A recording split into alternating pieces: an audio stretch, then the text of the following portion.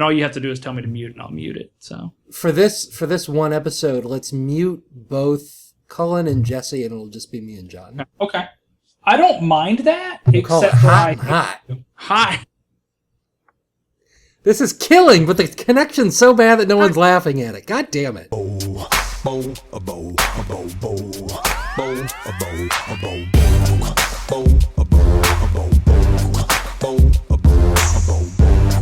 Welcome to Bracket, the only show where we take a bunch of shit and face it off against another bunch of shit to see what the best shit really is. I'm your host, Cullen Jennings, and joining me today is John Abbott. I hope you guys are ready for the spooky October finale, because I am.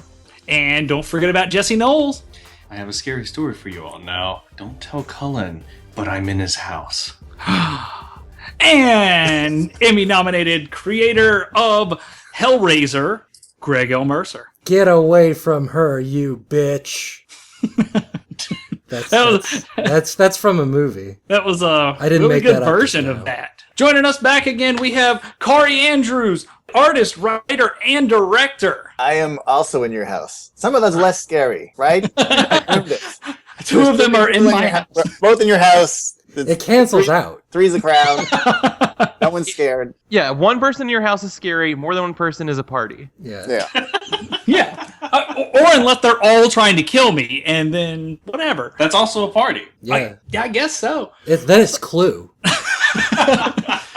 All right. So this week we're going to go over the 16 best movie monsters. So I'm going to jump right into it. We have in round one in Group A, we have all mummies versus the Brundlefly from The Fly. In Group B, we have werewolves versus Pale Man from Pan's Labyrinth. In Group C, we have The Thing versus Gremlins. In Group D, we have Pennywise from It versus the creature from the Black Lagoon. In Group E, we have the Cenobites from Hellraiser versus Freddy Krueger. In Group F, we have vampires versus Audrey 2 from Little Shop of Horrors. In Group G, we have the Descent creatures from the movie The Descent and versus aliens, which are Xenomorphs. In Group H, the Rancor versus Sully and Mike from Monsters, Inc. Round 1, mummies versus the Brundlefly from The Fly. Anyone take a stab at it? Okay, so someone's going to have to talk about The Fly because I personally have not seen it. Well, you have not seen The Fly? You gotta see The Fly. Yeah, I know. You're the monster. Yeah. The real monsters, man. The Fly is a really, really good movie by Cronenberg, and it's got Jeff Goldblum turning into a fucked up Cronenberg monster who's like half fly man, and he arm wrestles a guy and snaps the bone right out of the guy's arm, and that left a hell of an impression on me when I was 7. That movie, I remember growing up, and when Turner Classic Movies, when it's all the black and white stuff, they had the original Fly on. And I watched, I think it was from 57, and I watched a bunch of that when I was growing up, so I was like, okay, cool. Hey, this is the guy from Jurassic Park, and this one, is this a sequel? And it turned out it was just a different remake, and a much more terrifying remake. And The Fly itself is so good, and that movie put a weird spin on terror, so... Okay, well, what you're forgetting is that The Fly doesn't have Brendan Fraser. Thank God. Yeah, I was just going to say, you don't know. There could be a Brundlefly underneath those bandages in the mummy. Brendan Fly? Yeah. a Brendan fly, a Brendan Fraser fly. But the mummy, mummies in general, the only mummy that I even really give a shit about was the Disney Channel original Under Wrap.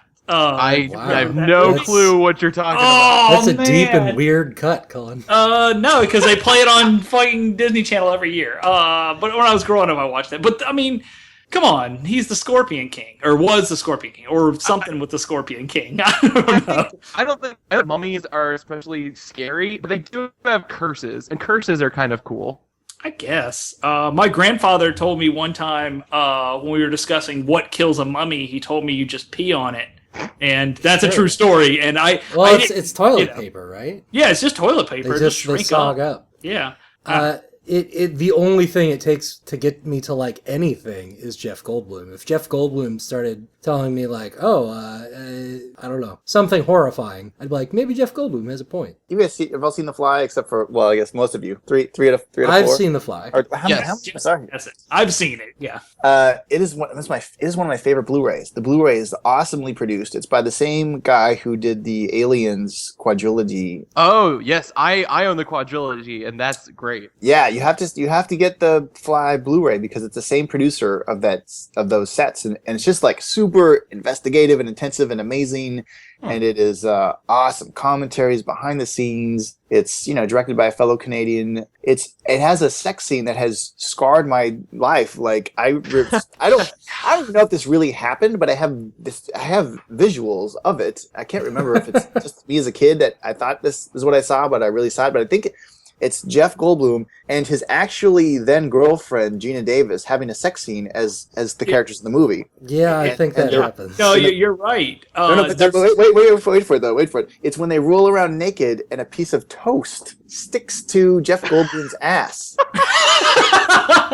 I think this actually happened, and it's in a weird way. It's just like Gina Davis. She's so hot and so sexy, but still kind of awkward looking sometimes. It's kind of like too tall for me, and it's this weird thing of mixed emotions. I like it. It's all that wrapped into the toast on Jeff Goldblum's ass. Sure, I had a dream like that once. Is that part of the transformation? Toast to start sticking to you? When you become a Cronenberg fly monster, toast just starts sticking to you at any time. Or Jeff Goldblum, yeah. I'm gonna go ahead. I'm putting in my vote right away for the Brundlefly on this one. Me too. I will also go in with Brundlefly. And until the Alex Kurtzman reboot of The Mummy, written by Fast and the Furious scribe Chris Morgan, I will have to go with the classic Brundlefly. Love the Fly. I'm going to go ahead and throw my vote in for Mummies because I just like Egyptian stuff. You love Brendan Fraser. I love Brendan Fraser. All right, guys. So the Brundlefly from The Fly moves on 4-1, knocking out Mummies. Up next, we have Werewolves versus the Pale Man from Pan's Labyrinth. So in the last, I would say 5 years, werewolves have really made like a huge resurgence. You got all sorts of like NBC primetime fantasy series that have werewolves like Grimm and Once Upon a Time and stuff like that. You got The Wolf Among Us, which is a Fables game that stars the big bad wolf. You got The Twilight, obviously. Werewolves are everywhere these days. The Pale Man, however, is Doug Jones, and I feel like a lot of these are going to come down to me liking the guy that plays them. So werewolves might be a little too broad, whereas Doug Jones, I can think, man, that guy does cool, weird stuff with his hands all the time. Pale Man also in that specific, first time you see Pale Man, and pretty much the entire scene of just Pale Man in Pan's Labyrinth. We should bring up that it's Pan's Labyrinth, yeah. We did, yeah. We mentioned that at the top of the show. Yeah, and in that same, that whole movie's visually gorgeous. I mean, sure, it's Del Toro. Del Toro knows how to, make something pretty. So, but that whole scene is just tension. As soon as she crawls in, as soon as she's in that room, it is just pure tension. There's a fear. There's like every emotion that's bad in that whole scene. And what I was saying to you when we were putting together this list is, Pan's Labyrinth is not really a horror movie by definition. No. But the Pale Man is a horror creature. I mean, that is a pretty terrifying design, and it's a very tense scene. Another thing about werewolves, real quick, is that it's very difficult to like. With most monsters, you can sort of comic book rules their superpowers, like, oh, vampires need blood because their hemoglobin is this level or whatever. But like werewolves, like, why do they need to be shot with silver bullets? What does the moon have to do with any of this? How does any of this work? Like, it's tough to come up with fake rules for them that actually stick. Werewolves are wild as hell. Then you've got things like, American Werewolf in London. And that movie's great. That transformation scene still holds up to this day. And I love that movie so much. So I think I'm still going to vote for Pale Man on this just because of how messed up it made me feel the first time I saw it. So I am very, very partial to Pan's Labyrinth and the Pale Man design in general. Pale Man's design is more interesting than creepy to me. But that's that moment where he bites a fairy's upper torso off. Sure, we've all been there. Yeah, sure. Yeah, no, I'm a Pale Man vote.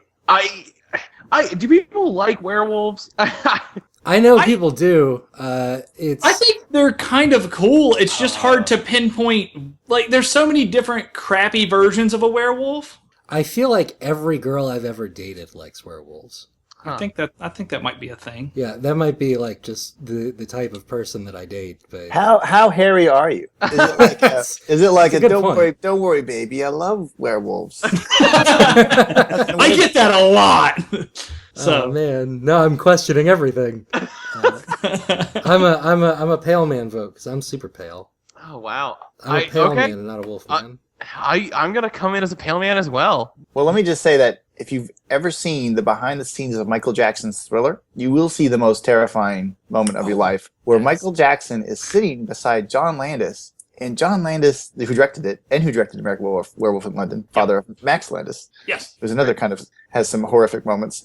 But John Landis starts tickling Michael Jackson, and he's giggling like a little schoolgirl, and it goes on for like 10 minutes. It's like the weirdest, craziest moment I've seen, and I saw that when I was a kid, and it was just would like, again, stuck in my mind like the toast on Goldblum ass toast. on Goldblum's ass. now we say werewolves. Are we talking about just wear anything? No, it can't be No. like any sort of lycanthrope. Because Michael Jackson was like a werecat.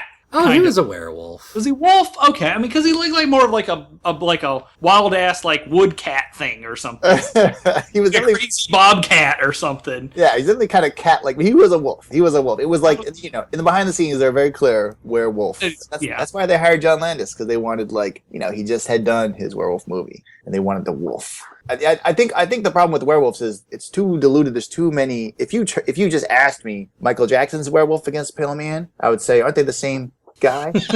I might choose Michael Jackson, but because his werewolves are so diluted across the board, Teen Wolf, The Howling, which is amazing. There's a lot of amazing stuff. There's a lot of really terrible stuff. And Pale Man, there's only one version of that character, and I would have to go with one of my directing heroes, Guillermo del Toro. Awesome character. All right, so we got a first round sweep there. Pale Man knocking out the werewolves. The secret is we're all just too scared to vote against Pale Man because he might show up. That's true. Yeah. All right, so we have The Thing from the movie The Thing versus Gremlins. Just old Gremlins. Now, I think Gremlins also include Mogwais, just Sure. because they're cute. I think mostly Mogwais, to be honest. I'm going to come in real early here. I think The Thing is an incredible movie, and it's one of the most terrifying monsters ever, because it makes you, it's a fear of people, like it makes you scared of what a person you can't trust could really be. Person that you do trust can be. Sure. I'm going to come in way early as The Thing. The practical effects, it's an amazing movie and an amazing creature. I'm The Thing. I'm also going to be The Thing. That original movie, I like anything that's set in like super frozen climates and just that's super like tight and paranoid and dense, and everyone has to be around each other and they're locked in one location. Whereas Gremlins kind of just goofy. I didn't see the remake of The Thing, but I hear it's good. Is it good? Yeah, a friend of mine edited it, so maybe I'm biased, but Sure. it is good. But the problem is, it's just so close to the original. Yeah. That was my main problem with it. Yeah.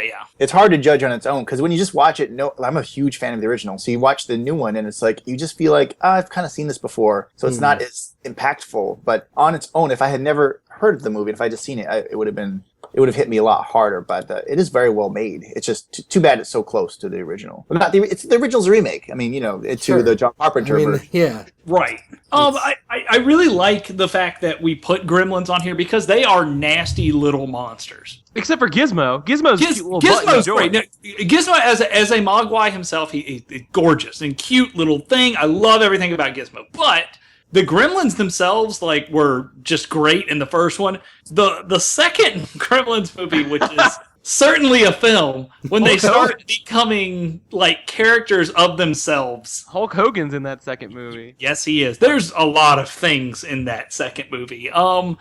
That just doesn't make sense. But they started like becoming like just jokes, all of them, and they didn't have that threat to me anymore. And And The Thing is just absolutely horrifying on every level. So I'm a Thing vote as well. Well, the inherent, like, something we should probably be looking at as we go through these is, like, the inherent metaphor behind all of them.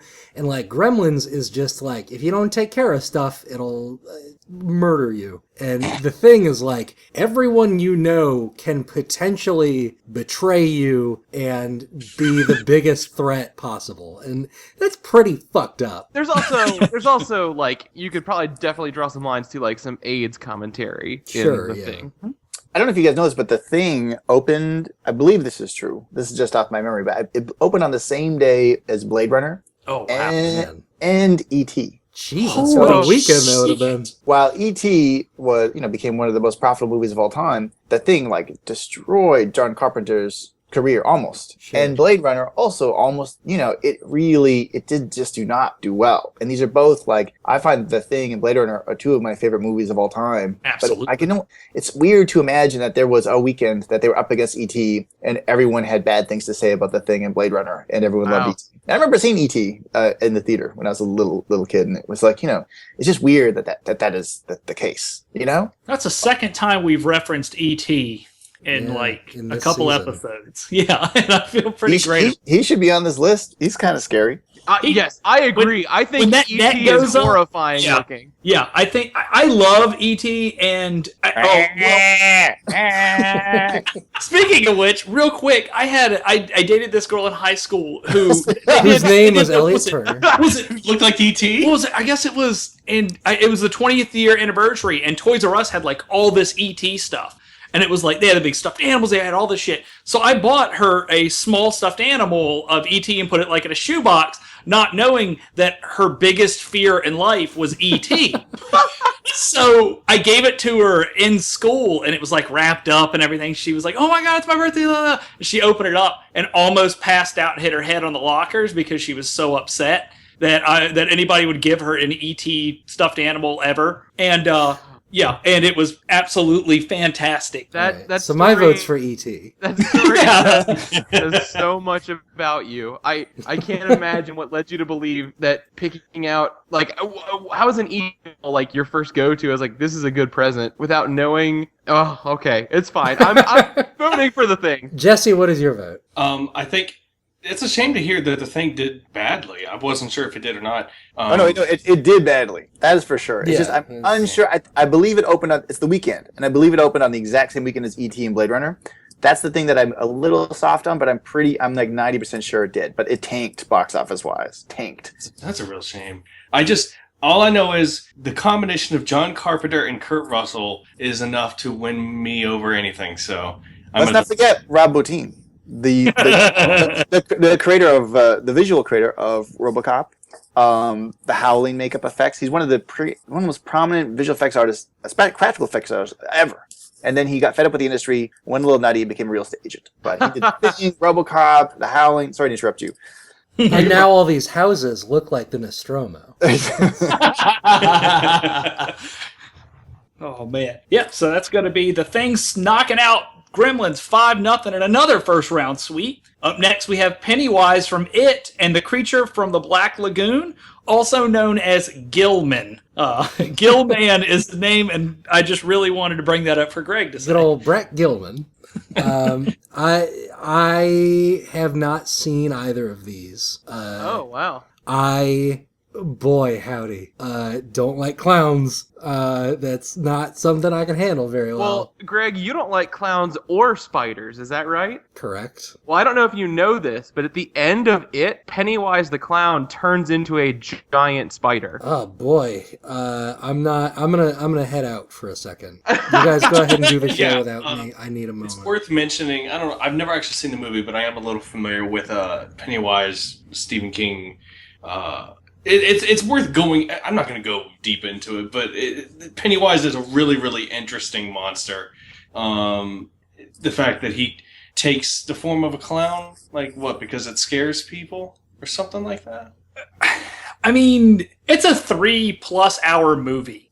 Are you kidding me? It's a TV movie, right? It aired on ABC. in the middle of in the middle of their fall sweeps. Evidently, at the time, that was like in the middle of November, and it was a 2-part movie spread apart of 3 days on ABC.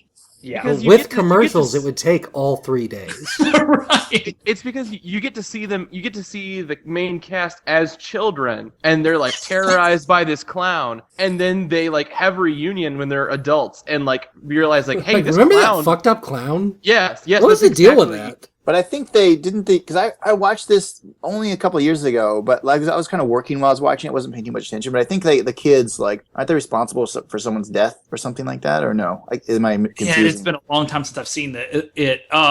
I want to say yes. I think there's like a whole like, oh man, I feel really bad by not remembering that. And then they come back, and maybe one of them died or something. They come back to the town, and then when they're back, the clown starts showing up and killing them all again. This is top of my head. The clown spider monster. There's Oh, some boy. very messed up stuff, especially in the books of it. There's a lot of really weird stuff in that story. But I don't know the specific details of it, but I do know that at least in the book, Pennywise is some sort of like malicious god-like entity, and the good entity against Pennywise is this sleeping Jesus Christ. thing. Sure it is. It's this giant sleeping turtle. That's all I remember. Wow, what? That sounds like They something you would make a Pennywise- 3-hour movie out of. That's Yeah, a no, his action that's movie. what it was. Pennywise turns into something called the Deadlights. Again, I don't know. Yeah. Whatever. But here's the thing. Creature from the Black Lagoon, he only comes from one place. That's his home. That's where he lives. He just happens to kidnap ladies from time to time to come love him. And that's all he wanted in life, was to be loved. I think I'm seeing something where he stuffed someone in a washing machine. Did that happen? I mean, he needed to do laundry. Just happened those clothes were on someone. No, the Creature from the Black Lagoon, when I was a kid, I remember seeing stuff, the original black and white film and everything. And like, I was so hype on that when young kids in my class were like, oh, Draculas are cool. And I'm like, no, dude, you should see this creepy monster creature. And no one liked me. That's all credit to Tim Curry, but I don't find clowns or spiders scary. And I think the creature design for the Creature from the Black Lagoon is cool, so I'm going to vote for that. Is Wow. Pennywise Tim Curry? Yes. Yeah. All right, I didn't guess know. Well, he's got my vote then. Yeah, I got to vote for him too. I'm a Creature from the Black Lagoon vote. Jesse, it's down to you. You mean after all that? Yep. I'm sorry, Cullen. I'm going to vote Pennywise. That's fine.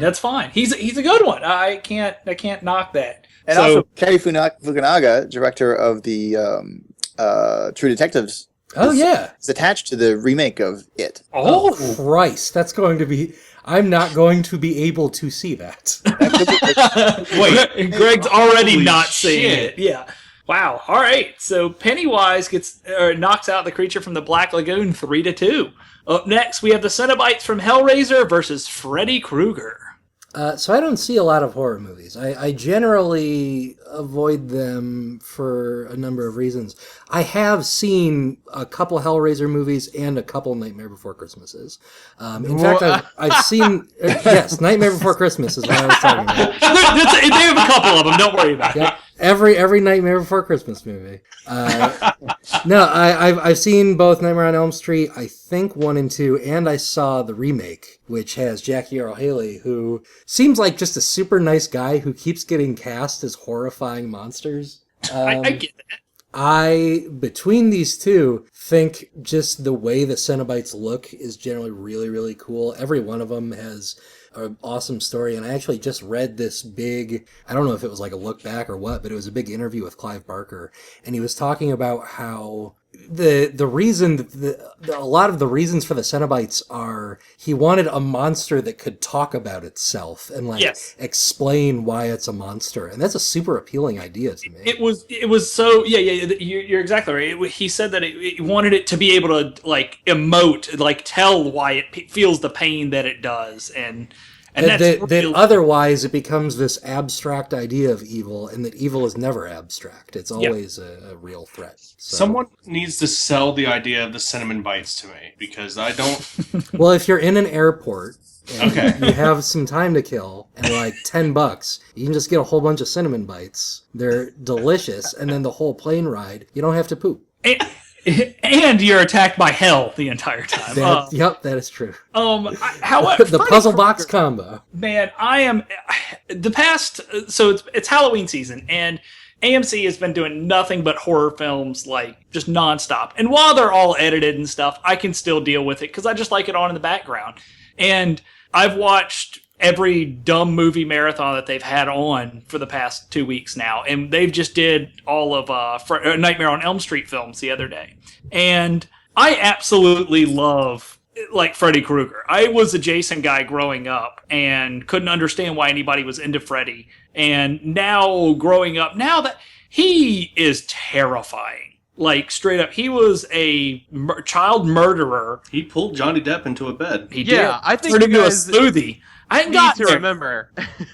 I hadn't gotten there yet. Like, I mean, he was a child murderer, and the town killed him and burned him in a furnace. Okay, honest question though. How many of us would pull Johnny Depp into a bed? Ooh. I'm trying to do that right now, but like, young Johnny Depp even more so. Like, I'm trying to. Honestly, I'd probably pull Freddy Krueger in the bed. I remember I only saw the first Nightmare on Elm Street movie like 3 or 4 years ago, maybe. Mm-hmm. And I remember seeing Johnny Depp in like this weird crop top that like barely covers his nipples. Yes, And the yes. whole movie, I'm just laughing. I'm like, what is going on here? The 80s, man. The 80s. Yeah, I guess it was. He was supposed to be the jock in that. Yeah, right. Yeah, and then there was the badass dude. He when he there's the scene where he pulls the girl in the bush, and then he runs away and tries to like avoid getting arrested, and then he gets arrested anyway. He's running around with just a leather jacket and his tight blue jeans.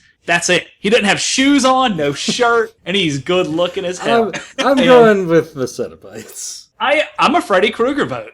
I'm also a Freddy Krueger He vote. can get you in your dreams. You have to sleep. And Wait a second. I actually kind of thought that remake was not bad. I agree. And there was some interesting stuff in it. I like Rooney Mara a bunch. Yeah.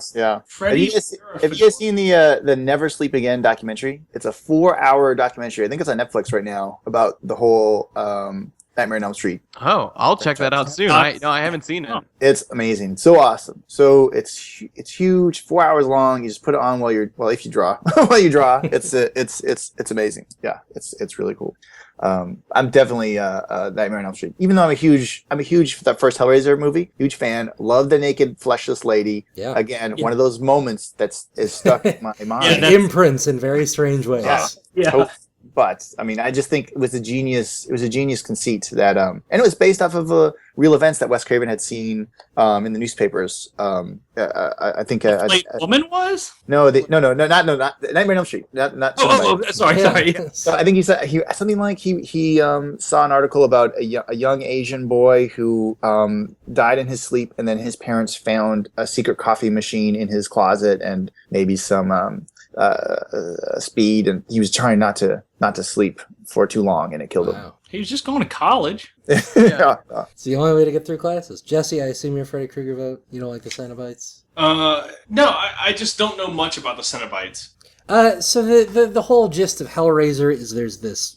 I'm not going to explain it well. There's like a puzzle box thing you have to solve, and that sort of like draws you into it. And then once you solve it, it sort of unleashes the forces of hell. And to be honest, I don't remember a lot of the story, but Clive Barker sure does some cool, weird stuff in that movie. And he directed that movie too, Yes, which he is did. cool. And then I think his other movie was Nightbreed, and then I think he kind of stopped. But I think it was kind of like the sinners get their comeuppance, right? Like these were the sinners were drawn to opening the box, whereas the righteous. the righteous would not open the box. There's something about that. None of the Cenobites make puns while they're killing teenagers, so... That's true. And let's not forget, Freddy became he was a child molester, not just a child killer. And then he became this 80s pop phenomenon where there's like little kids had dolls and toys Yeah, and yeah. box of like this fucking child molester eating their peanut butter sandwich It's pretty fucked up, yeah. Well, and there's a sequel where Freddy has, like, he kills someone, like, in a TV or something, and he has a power glove on at one point. Yeah. But in Hellraiser fiction, as far as I know, I remember there was, like, a weird, like, virtual reality one that I saw on Sci-Fi Channel years later or something. There's a They bunch were in of... space. Yeah, there's a bunch of them, like, later on that they did. Yeah. But, And a pretty big comic series, evidently, from a lot of people are talking about, is everything I read online. They just did one like 2 years ago. I think what it is Miramax, they have a deal kind of like Sony and Fox have the Marvel deal. Like they have to keep doing these movies every few years to retain the rights. And so they were trying to like reboot it in a big way. And they ran out of time and they just like jammed out another one just like 2 years ago, I think. I'm down. All right. Well, I think I'm going to vote Freddy just because Rick and Morty parodied Freddy and not the Cenobites. That's true. All right. I feel like there were Cenobite parodies, but yeah, okay, continue. Freddy Krueger knocks out the Cenobites 4-1. Next, we have Vampires versus Audrey 2 from Little Shop of Horrors. They're both just looking to eat. Yeah, they both just want some blood. Feed them, Seymour. This might be a shocking vote coming from me, but I think I have to go vampires. Sure. I need this explanation. Mostly because I'm thinking about Interview with a Vampire, which is an amazing movie. Mm-hmm. Nosferatu. Sure. I'm thinking about what we talked about it earlier, Colin. What's the Marvel Universe vampire that's in Morbius. Spider-Man? Yeah, Morbius, the living vampire. Yeah, and he even had like a run. Like, yeah, he had his own book. Or Blade, but he's only half. Yeah, he's the Daywalker. Like, oh shit, I totally forgot about the Daywalker. Now I'm questioning everything. I'm going to go vampires as well because I think I really like that every culture seems to have vampires in some capacity. And they're all really different, but for some reason they can all be tracked back as vampires. A lot of the things that I like have vampire type things in them. Like there's a vampire episode of The X-Files that makes me laugh every time I see it. I don't think that's a great X-Files episode. It's definitely not. It's not, but I love it regardless.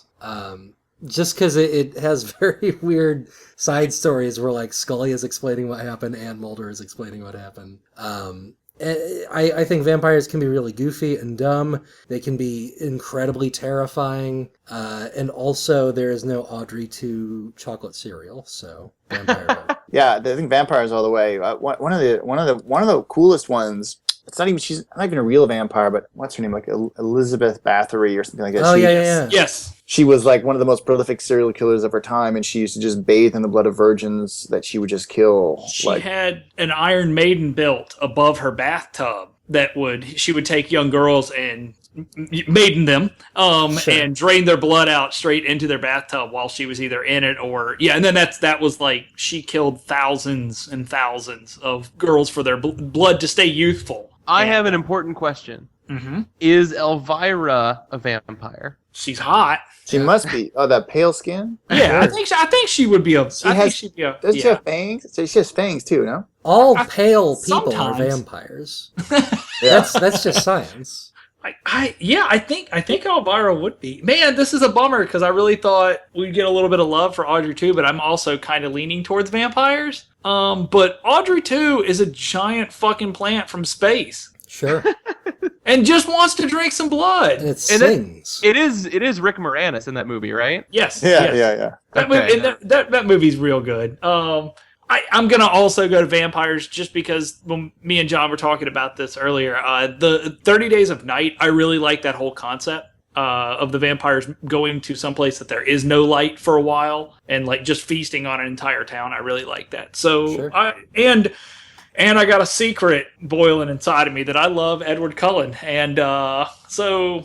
Edward Cullen Jennings, as you write That's it down me. in your notebook with hard skull. I thought you were about to come out to us as a vampire. I'm a vampire. I cry a lot. So I'm a vampire vote as well. Jesse, where's your Okay, vote? Audrey 2, I got you. All right. All right.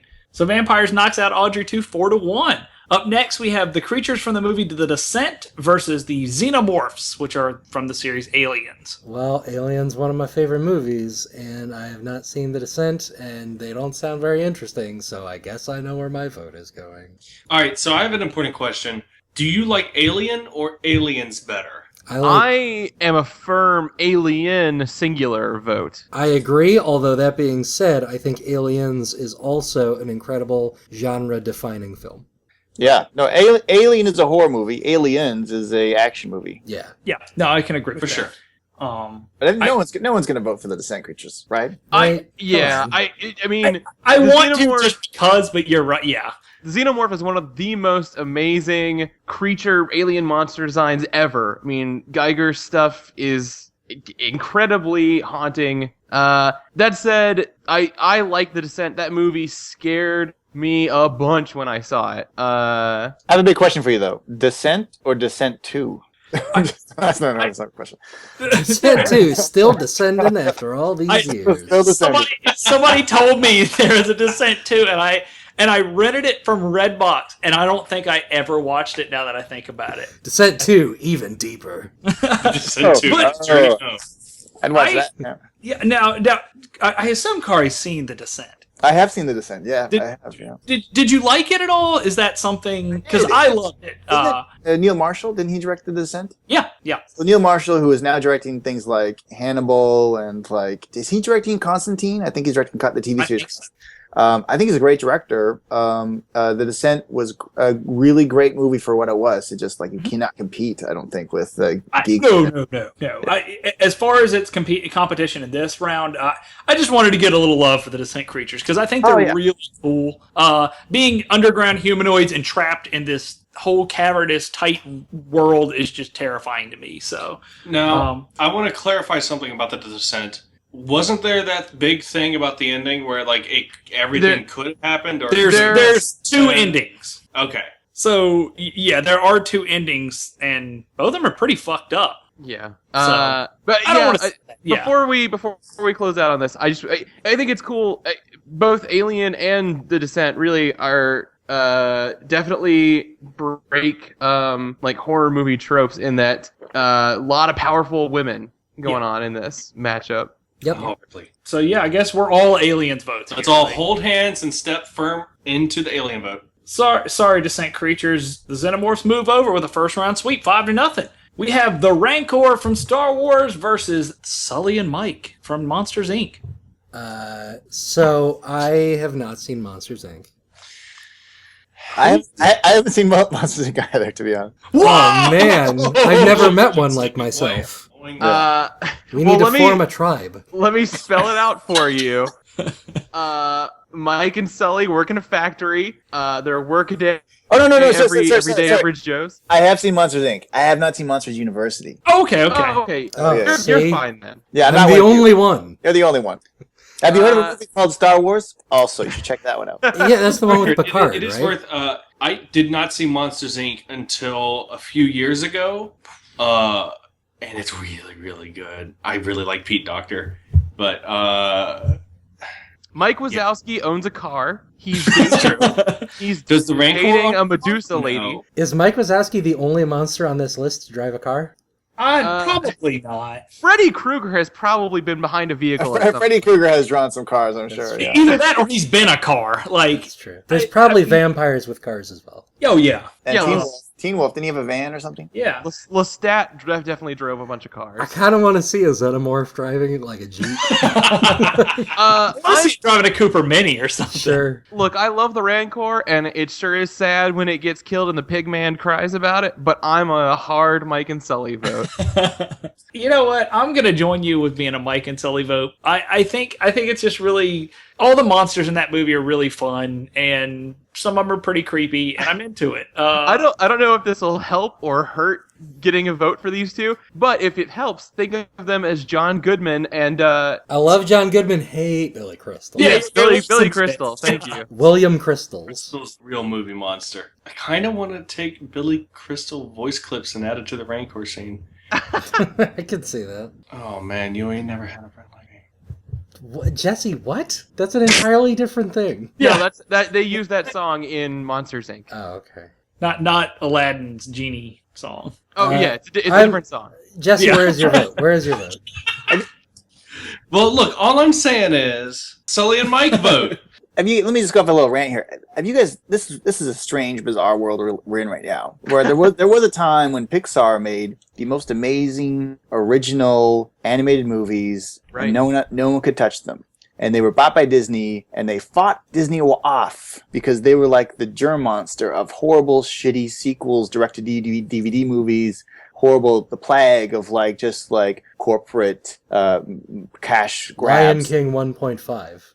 And then there came a time when Cars 2, Planes 2, Monsters 2, all these sequels from Pixar, and then Frozen from Disney, and what's the Big Hero, the Marvel? Big Hero 6. Big Hero 6 from Disney. These are not Pixar movies, but now these are the original movies, and Pixar stuck in this sequel dirge, and I cannot get behind Pixar right now. It's first of all, I don't agree with the brain trust. I think it is that is not, you do not create in committee. Committees are used to legislate, not create things. And I just don't believe what happened to the heart of Pixar.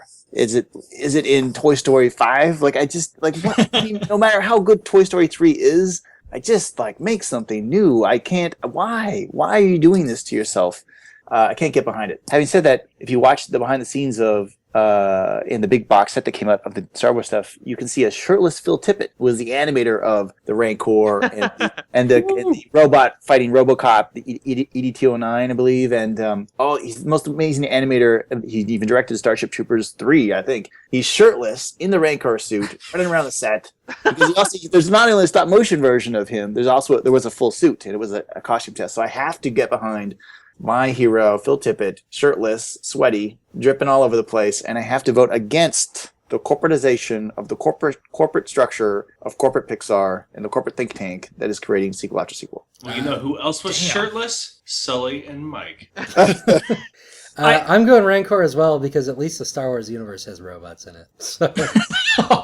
I think I want to change my vote to the Rancor. Oh, What? no. Don't do it. I already locked the vote. Okay, no, that's fine. It's fine. Sully and Mike can move forward, but Kari had me when he started talking about Phil, and okay. It doesn't matter. It doesn't matter because nothing's gonna move on from. Yeah, the Xenomorph is... All right. So Sully and Mike knocks out the Rancor 3-2. All right, we're in the second round. We have the Brundlefly from The Fly versus Pale Man from Pan's Labyrinth. We have the Thing from The Thing versus Pennywise from It. We have Freddy Krueger from Nightmare on Elm Street versus... see, you almost did it too. Yeah, I know. All vampires. And the Xenomorph versus Sully and Mike. So Brundlefly versus Pale Man. These are both really creepy. Doug Jones versus Jeff Goldblum. They just seem like I would want to hang out with both of them. Have you guys seen the Jeff Goldblum, the ad that just came out on the interwebs where he's the light bulb thing? The light bulb thing. Yes. Yeah. Tim and Eric directed that. And I'm so into I love it. I love it. Amazing. He's in good shape. Yeah. He's 80 years old and he's hard as a, Well, he's 80 in human years. In fly years, he's 3,000. Coming into this, I thought I was going to be a Pale Man vote, but now I can't stop thinking about toast being stuck onto Jeff Goldblum's ass. Yeah. And it's haunting me now, and I think I might be Brundlefly vote. And he also vomits on the dude with the shotgun. Steals his girlfriend. He hunts him down. He tries to save her life with a shotgun. He vomits on melts his hands off with the vomit. Amazing. That whole scene's so good. I'm a Brundlefly vote. Man, yeah. I watched a lot of fucked up, just mind-altering movies when I was a kid. But The Fly is the only one I remember thinking, should I be allowed to watch this? So I'm The Fly. Was it? Is it in an outtake of The Fly? I don't know if this is true, but I was reading it somewhere that they had a baby fly. That's in The Fly 2. That's in The Fly 2. Okay. Yeah, there's a moment kind of like in V, the TV series, where she is giving birth, and then they're like, oh fuck. Okay. As they are, it happens. Jesse? I think I'm a Pale Man vote. Yeah, throw old Pale Man a bone. All right. All right. I'm a strong Fly if that didn't come through. Yeah. I'm gonna be that's gonna end that for Pale Man versus Brundlefly. Brundlefly's gonna move on 3-2. So sorry, Pale Man. I mean, having said, it wasn't the movie wasn't all about Pale Man. He was just a stop along the way of someone else's journey. So he didn't have a chance. I don't think. No, we have The Thing versus Pennywise. Again, I think the coolest way to look at this is sort of like, what do these things mean? And I can't really figure out what Pennywise means. Then wouldn't it be fucked up if there was a clown that was a spider? So I'm The Thing. There's an aspect of like, because a lot of scenes in it are like these children being alone in their like safe neighborhood, being approached by this very scary clown. So there's some stuff in about like children talking to strangers and that kind of stuff in there. Would you want your kids to be approached by Tim Curry in clown makeup? Not in any situation. Jesse brought up a good point there. This is The Thing versus It. Right. It's the Vegas cousin It and Thing from the Addams Family. That being said, it's fine. Pennywise can do whatever it wants, but it's not The Thing. And I'm a Thing vote. I mean, for all of my weird phobias, like my biggest thing that I have to deal with generally is paranoia, which is what that movie encapsulates so greatly. So I am a Thing vote as well.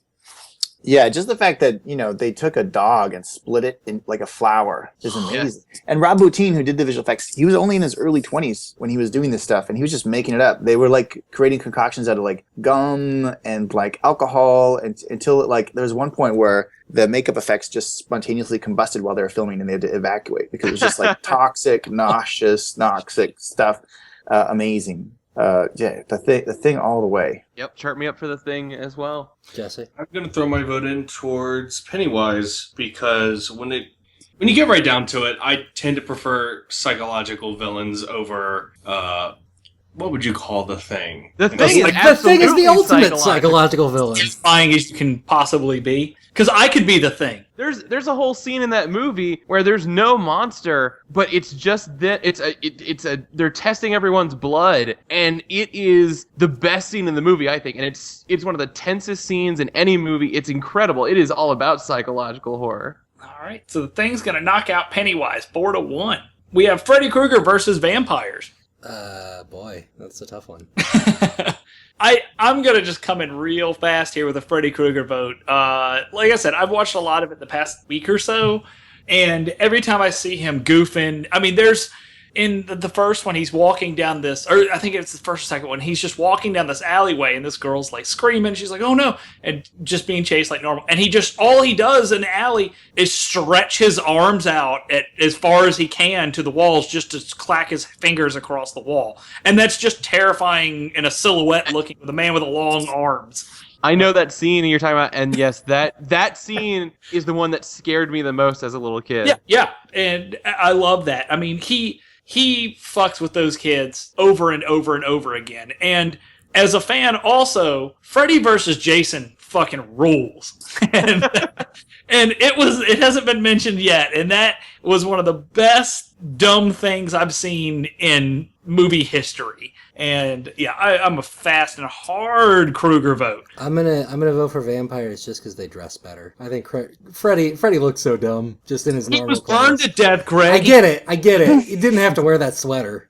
Have you guys seen? I have not actually seen the movie yet, but when you watch the documentary "Never Sleep Again," the 4-hour documentary about the whole series, they go through Nightmare on Elm Street 2. Was it? Where it's instead of a female protagonist being haunted by Freddy, it's the one movie where it's a male protagonist, and there's all this like subtext that the male is gay, and it's not even subtext; it's just like all over the place. And it makes they talk about the movie in such a weird way. It's like a lot of the people that created the movie were gay, and they thought they were creating like subtext, but it became so blatant because the director wasn't gay and he wasn't into the subtext, so he was just like blatantly making everything really gay, and so it becomes a strange like homoerotic version. Now that you say that, I had never even thought of it like really like in that regards, and I need to go back and watch this now. Like even the lead actor in that movie is now very out, but even at the time he was very flamboyant, and like I think he was like he was in musicals, and it's the most. I haven't seen the movie yet, but it's the most interesting part of that Never Sleep Again documentary. It's just such a weird curveball. I definitely think, out of all the sort of like slasher horror movies, I think all of them kind of dance around sexuality in a weird way. I think Totally. I think Nightmare on Elm Street approached it a lot more head on than most of them. Oh yeah, no, I think horror is the mashup of sex and violence. It's the taboo. It's the life and death. It's like the things we know we are going to face, but we don't want to talk about except in funny ways. Oh boy, I thought I might go vampires again, but Cullen's right. I legitimately love Freddy versus Jason. It's not, it's not something you're gonna like write home about to people, but Right. I saw that in theaters as a teenager, and I love it. I love it. It's so dumb fun. The whole entire thing is just straight up dumb fun. You know from the first scene of the movie, this is going to be stupid, but I already bought my ticket. I'm going to stay here and watch this. I'm a Freddy Krueger vote. I've been sitting here thinking, wondering if Freddy and Beetlejuice would be friends. Yes. I don't know. I don't know if Beetlejuice would be a friend of the child molester, though. He seems like a fun guy. We don't know what Beetlejuice is capable of. He had a finger in his pocket. Freddy had a finger in. Beetlejuice tried to marry that. How old was her? How old? Lydia. Yeah, she was a teenager, man. Come on. Winona Ryder. Yeah. I don't remember that. If we can, I hope we can continue to bring up Winona Ryder after October is done, because that will make me so friggin' happy if we can just keep. We brought up Winona Ryder as many times as we brought up E.T. this season. So I have a huge crush on Winona Ryder. As do I. Same. If you're out there, Winona Ryder, please, we miss you. Come back to us. And come on the show. Hey. Join us next week for Best Winona Ryder. I can absolutely. I can make a list do for you that. right here, right now. Yes, but actually, right here, right now, I need votes. So, Jesse, what is your vote? I'm a Freddy Krueger vote. Kari? Well, I think again, it's the pool is too deep of vampires. There's so many shitty vampire movies against the classics like Nosferatu. If it was Nosferatu versus Freddy Krueger, I think Nosferatu would win. But for me, it's like Freddy is just so. It's one character. He's iconic. You got to go with Freddy. And Wes Craven, one of my favorite directors. All right. So that's 4-1. Freddy Krueger knocking out vampires. Up next, the Xenomorphs versus Sully and Mike. Boy, this battle would not last long. This would be a very violent and colorful battle. I bet Sully and Mike could scare a Xenomorph. I don't see that happening. I'm a Xenomorph. Yep. I know Xenomorph's gonna move on, and that's gonna win. So I'm gonna throw a vote for Mike and Sully. I'm gonna get Sully and Mike vote too. Thank you. Kari? Oh yeah, so Aliens, James Cameron, Aliens, Ridley Scott, Aliens, David Fincher, Aliens, Pixar, Brain, Hive, Mind Trust, no. So the Xenomorph literally eats out the skulls of Sully and Mike. I want it really violent. Burst through Mike's eyeball. Oh yeah! God, It would have to come out through the eyeball. Oh, I don't like this at all. All right, so we're to the semifinals. The Brundlefly versus the Thing, and Freddy Krueger versus the Xenomorph. So Brundlefly, Thing. The Thing, The Fly. I feel like for every one of these, I'm like, well, the Fly is Jeff Goldblum. Yeah. Go ahead. I'm the Thing. I think we've given the Fly plenty of credit. To me, the Thing. It sounds cheesy, but like what Jesse said at the beginning was right. Man is the real monster here. Like, Oh, boy. I think the Thing is exactly what you want from a movie that's supposed to prey on people's fears. So I'm the Thing. But now the Fly is the ubris of man. It's the Right. it's the man reaching farther than he should. It's That's something I didn't consider, is that generally I don't like sort of anti-technology stories. I think they're too easy. So I guess I'll go with the Thing as well. I'm at the Thing. The Thing vote. Okay, good. I'm glad The Fing Fang Foom vote. He's not in this bracket. Fing Fing vote. Fang Foom's not in Vote this. for Fing Fang Boom. I'm going for the Thing too. Rob Bottin is just amazing. John Carpenter's amazing. Amazing. I will. That's going to be a Thing vote for me. I love the Fly, but the Thing. Thing All sweet. We got a semifinals Thing sweep. 5-0 knocking out the Fly. We got Freddy Krueger versus the Xenomorph. I feel like this is actually the the decider right here. You know, I really like this, and I want to vote Xenomorph, but I'm a Freddy Krueger vote. Really? Because here's the thing. We did, all right, so this is going to sound stupid. We got Freddy versus Jason, okay? That was dumb fun. It was tongue-in-cheek. It knew where it's at. And all the Nightmare on Elm Street movies kind of felt tongue-in-cheek in itself. And, like, they knew what they were doing. They were they were in on it. And Aliens, I mean, the first Alien movie is so damn terrifying. And then Aliens, as we brought up with with vampires, werewolves, and I think that pool got really washed away because the first two movies, even Alien 3 for that matter. Okay, Cullen, you're forgetting something deeply important. Yes, there's Freddy vs. Jason, but there's Alien vs. Predator. That's my problem because you know as well as I do that movie was not as good as Freddy vs. Jason, and I think that those films like slowly AVP 2, everybody kick ass, drink your Mountain Dew with this. Go see it on Christmas Day. That was how it was marketed. It is garbage. It sucks. It just sucks. And I can't get behind it. Guys, you saw Alien Resurrection. Come on. My vote is for Mountain Dew and Doritos. So I'm a Freddy Krueger vote.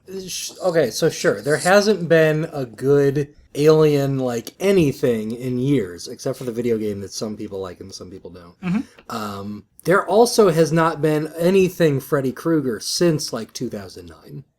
And that was, I mean, but still, that was a remake. Not basing it off of They're not going to reboot Alien anytime soon. Well, they're not going to reboot Freddy Krueger. They already did. Off movie, yeah. I mean, it was. I guess it was a remake of the first one, but I think it was. That's what I just said. That's what I'm saying. I don't know. I just don't see. I get what you're saying. I just think that, man, I like this, but it's okay, Greg. Cullen can vote however he can throw his vote. He can make whatever mistake he wants. John, where would you like to vote? I am a Xenomorph vote. It is maybe the most iconic movie monster ever. Yes.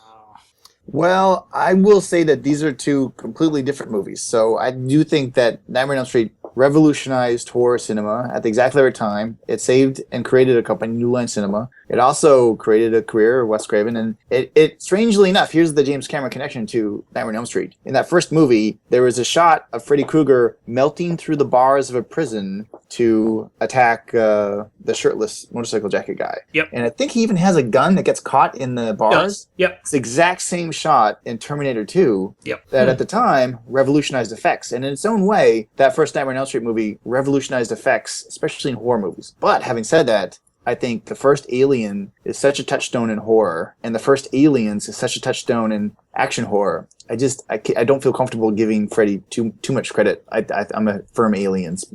It's not even just that, like, they established this entire rulebook for horror, but sci-fi as well. Like, they both work so perfectly in those realms. It is, you can call it, like, a straight-up hard sci-fi movie and a straight-up, like, sci-fi action movie. And even taking them outside of horror, and then if you look at them in horror, they both just set everything up for everyone who comes after it. Establishes the idea of, like, a false protagonist and a scream queen, and this... so much is based on how Alien works. So, Jesse... Plus, Alien's got a cat in it. Yeah, it does have a cat in it, which is all that really matters. And Sigourney Weaver in her undies. Boy, that... amazing. Another movie that left an impression on me. Yeah, I was going to say, I love Ripley. I'm a Xenomorph vote. Yeah. Sorry, Freddy. That's fine. It's fine to be wrong. It's fine. Xenomorphs move on, knocking out Freddy Krueger 4-1. All right, I do think that should have been the gold medal match right there. I believe that Freddy would have got the silver. Right. We have bronze match. So we have Freddy Krueger and the Brundlefly against each other. I'm a Freddy vote. Freddy. Yes, I'll go with you on Freddy this time. The fly wants to be dunked in toilet water. Yeah, the fly has to eat my throw up. Like.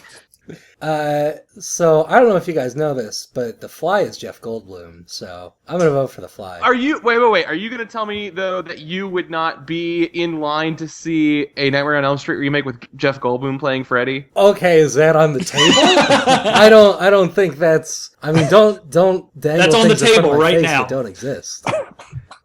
All right, so is that I'm a Kari? Freddy vote. Yeah, Kari. Oh yeah, I'm a firm Freddy, and I love The Fly, but I do think Freddy changed the world. And watch that documentary; it's awesome. Yeah. All right, Freddy Krueger is in third place, and the Brundlefly gets dunked in dirty toilet water. Whatever, that's where the Brundlefly wants to be. All right, so we in the finals here. We have The Thing versus the Xenomorph. This is what I think it always should have been. Yep.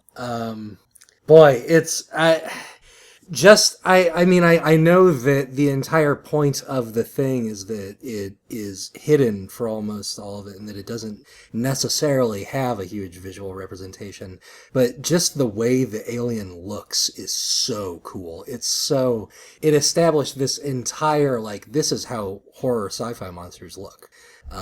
It spits acid. It has a second mouth that eats you. It's got like fucking crazy spike spines and all this stuff. There's so much about the alien that I think is so cool. It starts off as a face hugger. Yeah, the fact that it goes through the whole evolutionary process. Yeah, we've been talking about practical effects and stuff. I mean, most people know this, but there's that chest burster scene in the first Alien movie, and the didn't know exactly what was going to happen, and there was also that blood spray that gets on the one actress's face, and like her reaction to that is a genuine reaction. There's in 93 or 92, 93, 94, somewhere in there. There were all these vinyl model kits that came out, and it was the same company that made all these movie monsters. So they did they were 1/1 scale, or like they did like Spider-Man and 1/8 scale and stuff like that. Like they did these different vinyl kits, and my dad had purchased the face hugger alien kit. It was a 1/1 scale face hugger.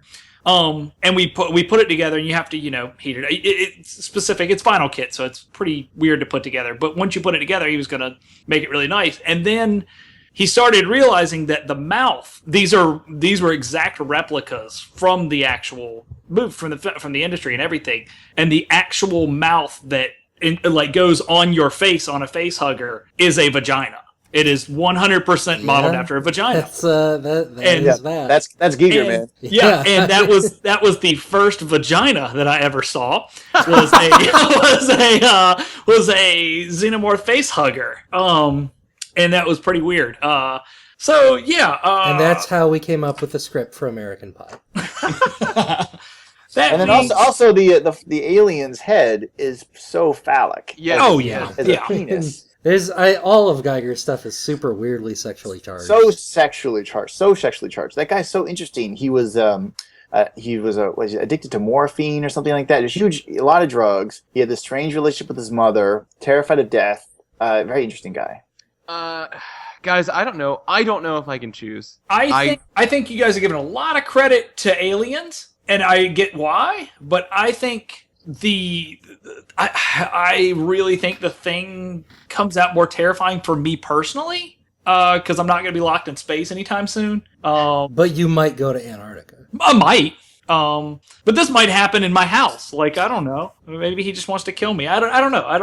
I'm kind of I'm freaked out more. I think I was more terrified and freaked out in The Thing, because I also saw I saw Aliens before I saw Alien when I was younger. So there's your problem. Yeah, kind of blew that for me. But The Thing is my vote. Okay.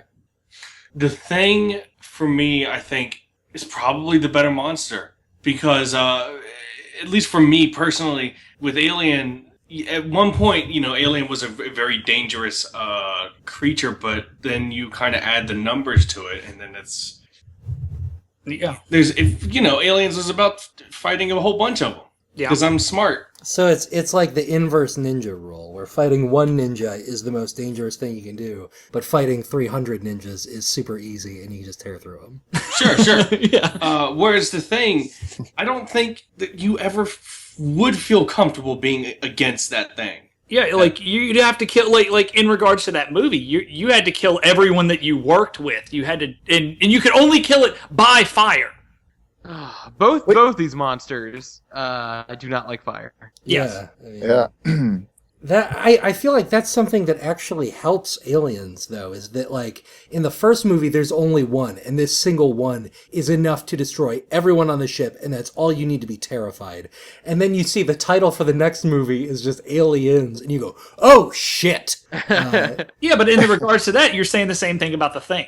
They was just didn't one come out with parasite, things. Yeah, but I know. Yeah, which would be worse. But it was just one parasite, and that was what was most fucked up. Sure, but what I'm saying is, like, the idea of more than one alien is super terrifying, whereas, like, unless the thing parasite spreads, like, to the entire world, there's not a whole lot more you can do with it. That was the threat of it, right? They were like, we have to stop this thing in its track, because the way it's, his little 8-bit computer that he's on, he's like, I've ran the algorithms, and this thing will spread to the world in 3 days. Yeah, he was freaking out because it would spread. Yeah, and he knew it was like less than a week that it would spread everywhere, even from Antarctica, which is terrifying. We do get that great X-Files episode that's like modeled after The Thing, basically. Yeah, so many movies have tried to rip out The Thing. Here's the weird thing about The Thing, though, is it follows the classic structure of the werewolf movie. There's this werewolf paradigm where it's like there's a group of people, and then one of them dies, and no one's sure who the werewolf is, and every night another person dies, and until they discover who the one amongst themselves is killing them all, and it's like this werewolf. I forget what it's called, but it's actually kind of a classic trope of storytelling that is this model. So, well, we already took out werewolf, so I'm pretty sure we all have to vote for Alien. I will say Alien's an amazing movie. It has Ridley Scott, visionary; James Cameron, visionary; Giger, visionary. The top tier acting talent of any time. It's an amazing movie. But I will say, as a monster, I don't know if it's a better monster than The Thing is. And The Thing, I think if this is true, if I'm going to be legit, if this is just monsters movie, oh no, but it's different. This is movie monsters. If it was just monsters, I'd go with The Thing. Movie monsters, it contextualizes against film. I will have to choose Aliens. Yeah. Jesse, I think it's down to you. John, it's down to John. John, Jesse I voted for the voted. Thing. Yeah. Is it really tied up? Yeah. It is 2-2. Oh my god. This is the last thing I wanted. Oh my god. I think that's a great argument that it is movie monsters. I was just thinking thinking earlier today, a few hours ago, like, if it comes down to Thing versus Aliens, I don't want to be the decider. This is your nightmare. This is your monster. I don't know if this makes any difference to anybody, but I think that the fact that we got The Thing, that was it. Like, we never got anything. And granted, the Alien series, like, they had plenty of money after the first one to keep going. But The Thing itself, the fact that it got shut down on its first weekend, it was just shit on, and it still holds that kind of status as being one of the best horror movies, like, ever. In regards to an entire series of aliens. Like, what if we never gotten Aliens or anything past Alien? Then I think I would have gone Alien as well. Well, I mean, Ripley is such a huge factor for that, though, because, like, the first movie she starts as, like, a pretty timid character, and by the end of it, but I'm talking about the monster. Second movie, no, I know, but I mean, you're talking about The Thing in terms of, like, box office budget. Who cares? So let me bring up Ripley. Like, the second movie establishes, like, this badass female protagonist who's here to kick shit and save people. I get that, but that's not what I was saying. I'm saying I know. In general, like, it's not about, to me, I'm doing movie monster. I'm caring about the monster right now. Like, that's my whole thing. One other thing to mention, I think, in regards to both the ending of Alien and the ending of The Thing, Ripley was able to win against the alien, the Xenomorph. Whereas The Thing, the only way for them to know that they were going to win, to stop it, was to ensure that everyone died, essentially. Well, that's kind of a bummer. Okay, I've been doing some thinking. I haven't been listening to you guys. Good. I think I would rewatch Alien over and over and over again. I love Alien. I love the way it looks. I love Ripley. I love the cat. He's doing it, Jesse. I hear a butt. Yeah. Yeah, I hear a butt. Trying to hear a butt. I can't do this. I don't know what oh my god. John, it's okay. It's just a podcast. Breathe. Yeah. I love both of these so much. Then just vote Xenomorph. Why not? I don't see why that's such a problem. I think The Thing as a monster, as a creature, as if I was in the scenario that happens in The Thing, I think that is a bigger fear of mine than Alien. And for that reason, I'm going to vote for The Thing. All right. So The Thing beats out Alien Xenomorph 3-2 in a very close battle. Yeah, and the That was Brundlefly. painful. It feels like a chest burster is in me right now. Let me tell you, as somebody who voted for the Aliens, I'm totally fine with this result. Yeah, I don't think either one of these are bad at any. I don't think the last 4 were bad by any means. Sure. This whole season so far, though, it's only like 3 or 4 episodes, has been me getting the thing that I want most to second place. So, thanks, John. All right. Well, I was gonna go to the poll this week, but actually, it didn't work this week. A ghost, oh shit! What did I do? Ghost possessed our poll. The ghost took over the poll from best ghost last week. And when you go to the page, it actually just doesn't load. And I don't think that was anybody's fault, Greg. It's my fault. Oh, that's me. Well, then we'll have those results next week if you care to vote on that. So, but definitely vote on this week's as well. And I would like to thank Kari for coming out this week and doing the Monsters episode with us. Well, it's been a lot of fun, guys. I love monsters, I love movies. You guys are okay. And, let's do it again. Is there anything you have to plug this week? Well, we're just gearing up for the second half of my Iron Fist story. There's another 6 issues left. There's a bit of a delay in starting the second arc to make room for some events. Otherwise, we were going to run into some weird scheduling issues of taking breaks in between the arcs. So we decided just to push the whole thing back a little bit. But yeah, I'm just finished penciling issue 10. Issue 7 goes on stands, I think, next month. And it's going to be 6 issues of nonstop redemption, kung fu, super fueled, super powered redemption. And I will say that the bad guy in my story is very much inspired by The Thing, so maybe this is appropriate. Perfect. I was thinking that. So Yeah, totally. I love that. I love the idea of a creature that like becomes other things and takes things and morphs together and is like it's without form, and I love it. It's cool. If you're looking for a real good Halloween movie, why not check out Cabin Fever Patient Zero? Cabin Fever Zero is in Netflix now. I don't know if it's a real good Halloween movie, but it's definitely it's a crazy horror movie. Lots of gore, lots of crazy stuff going on, and we have Sam from Lord of the Rings. Good deal. With Super Ebola. I actually also saw the first ABCs of Death this week, and Kari has the letter T, is it? Or no, you're V, right? Yeah, V, that's what it was, because you have the Nesbit robot in it, which is that right? Is it Nesbit? That's right, Nesbit robot. That's right, yeah, okay. Because it's really cool. It's really, really cool. Yeah, I think that's also on Netflix. So watch that on Netflix. Skip forward to the letter V, and it's very inspired by like Total Recall, RoboCop, The Terminator. It's like crazy sci-fi horror-esque stuff in 4 minutes. You got this whole month is on lockdown for you. You're ruling it. I guess so. I don't know. Yeah. Well, cool. Yeah. All right. Yeah. Well, thanks for coming on again, and hopefully we'll have you back again soon enough. And I'm going to be taking commissions soon. And so you can go to my Tumblr page, which is, it would be tumblr.com/JohnDrawPlease. And it should be hopefully the first post you see on there of, I'll have the prices listed and what I'm offering. I'm going to be starting as small as stuff like Twitter icons or, whatever you want to use the little icons for. And it'll probably lead all the way up to, you get your full, colored character portraits and stuff like that. And I'm thinking about doing some animated GIFs. So that information will all be on the Tumblr page. And that stuff's negotiable. You can shoot me an email and stuff like that. And yeah, so if you want me to draw something in the past and I've blown you off, now's your chance. But I want a little bit of green for it. Will you draw Jesse getting dunked in toilet water? If you give me a little bit of money, I will. I'll give you a little bit more money to draw me dunked in toilet water. You get double money for drawing Jesse a dunked toilet water. Sounds perfect.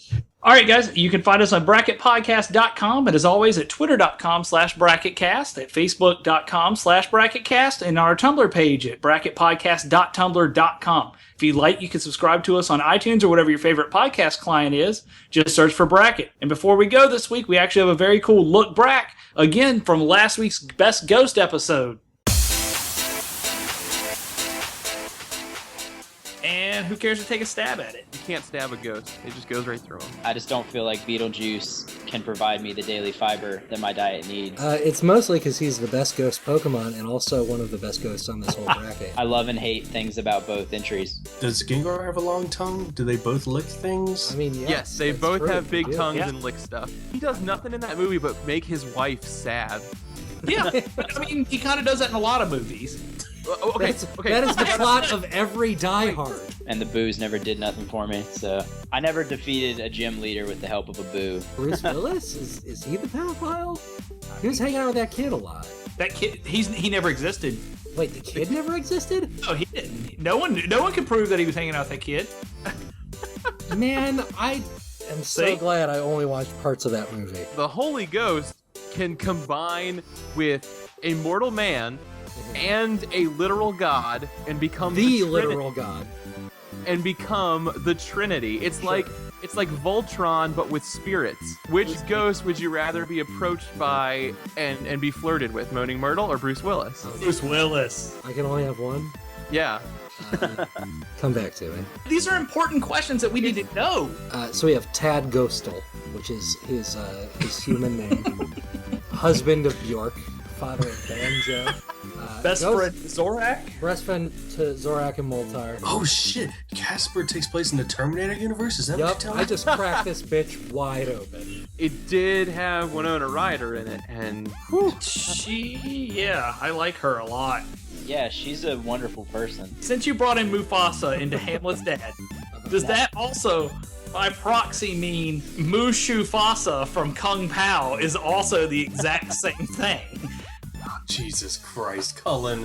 Why did you... Jesse's upset with you. Did I imagine, like, there was a scene where he was, like, getting a boner or something? Or is that, like... Jesse, I think that's fan fiction. Alright, so what if Space Ghost was actually Charles Dickens? I can see that. That makes so much sense now. no, Jesse, you of all people, Jesse, won't shut up about having crushes on ghosts and stuff, and you're not gonna vote for the one ghost that, like, Hamlet's advances dad on a is boy? definitely a hot ghost. I am basing my entire future and life off of everything that Space Ghost did right now, including fight crime. So we just put a J.K. Rowling character over a Shakespeare character. Okay, good job, guys. But Space Ghost is barely even a damn ghost. He just calls himself Ghost. Yeah, I He's feel like, like that's just his name. He Yeah. died in a Thresher incident. This is well documented. Keep telling me about Moaning Myrtle. Pull me in the hot tub, John. Don't do Whoa. that. I don't want this. There's nothing going on. it's too bad that Kit Kat already won last week. Yeah, it won the poll votes, so you can't even say anything. Guess what? I'm saying everything. So Beetlejuice sweeps out Moaning Myrtle off of her feet, knocking her out 5-0. Space Ghost is in third place, and the Holy Ghost is dirty toilet water. Oh boy. Maybe we don't Oh, say man. that so often. Thanks, Kevin, again. We'll see you guys next week. I guess we're going to eat some Kit Kat bars hanging out with the Thing. Yeah. I Give mean, us your any of us could be a Kit Kat bar. Oh, no. Or trick-or-treat candy. Imagine the Thing in a Kit Kat bar. That doesn't make... Jesse, you're just saying things!